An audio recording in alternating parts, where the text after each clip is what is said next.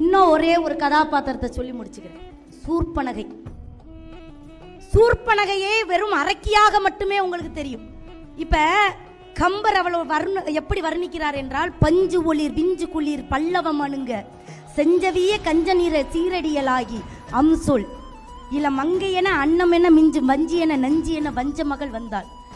வஞ்சத்தை சுமந்து கொண்டிருக்கக்கூடிய நெஞ்சு உடையவள் என்று அவளை முதலில் கம்பர் வர்ணிக்கிறார். ஏன் வர்ணிக்கிறார் என்றால், காதல் வயப்படவில்லை ராமரிடம் சூர்பனகை. அவளுடைய கணவனை கொன்றான் ராவணன். அவனை கொல்லணும். அண்ணனா இருந்தால் தான் புருஷனை கொண்டணும். அவளால முடியாது.